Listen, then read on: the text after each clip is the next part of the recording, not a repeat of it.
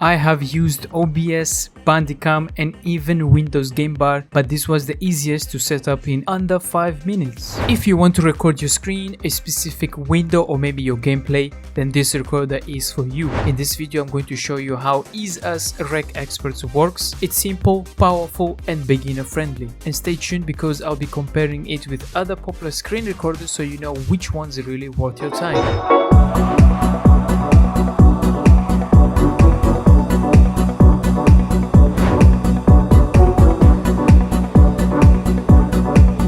Head on over to the link in the description or the top comment pinned and make sure you download their software. Installation is pretty basic and straightforward. On the main screen, we have different options that you need to select. For instance, you can choose from full screen, custom, window, game, audio, and webcam. Let's start by choosing full screen. A small window will appear. In summary, this is your magic tool. We have selection mode, select region, webcam, speaker, microphone, record button, screenshot, schedule, auto stop, auto splits, settings, and exit recording mode. Before we start recording, we need to make sure that everything is set up. First is your webcam. If you're using a webcam, you can turn it on and set up however you like it. Second is your speaker. It's basically your audio output. Be careful to not select your microphone as your speaker. And third is your microphone. It's your audio input device. Straightforward, just select your microphone and you're good to go. Let us now explore the settings area of the software. Basically, the recording path is where your recordings are going to be saved.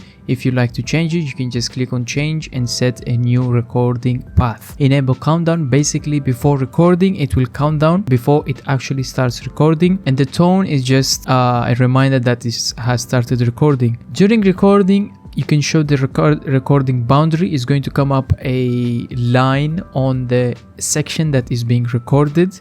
You can exclude the floating bar while recording. It's going to get in the way, and of course you can just remove it out of the way. You can hide it. You can auto hide desktop icons. Basically, if you have important things on your desktop, if you want to hide it, you can just select this. For me, I have a lot of icons on the desktop and I want to hide it. You can also hide the system taskbar, which is not really recommended, important. It doesn't really matter. Now, for the most important option on this software is the GPU hardware acceleration. Go right here.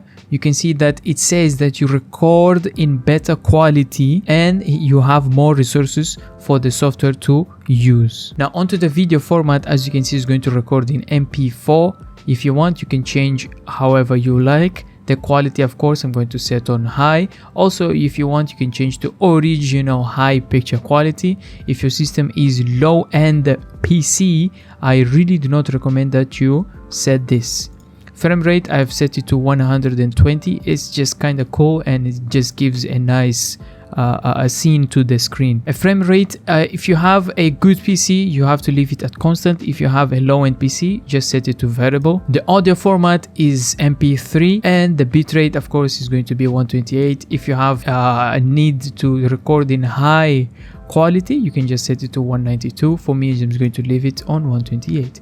The hotkeys are important. If you don't want to touch anything on the screen, just want to use buttons, you can just start recording and you can just press any key that you want. For example, if you want to stop recording, you can start by pressing this key. You can capture a screenshot. I really recommend that you set to F11, which is a highly accessible key, and you can just capture the screenshot whenever you want it. Another cool feature is this show mouse cursor. Basically, this is going to show the mouse cursor, and I really recommend that you enable the highlight effect. Basically, it's easier for the viewers to follow up wherever you're pointing your mouse at. And the click effect, of course, if I just click it, you can see here it's making the effects. You see, it's kind of cool. And the size, of course, you can increase however you like it. On the game overlay information, if you're playing, of course, it's going to show the frame rate, the storage space, and it's only going to show if you are recording. If you want, you can set the software to launch at startup. If you use the application too many times, very often, you can just launch at startup and always run as administrator, because as it says here, you can change the path if you want for inaccessible locations. Last but not least is if you want to close the main panel, you can just exit the program directly. If I press on X, and it's just going to minimize the system tray and it's just going to stay there quietly.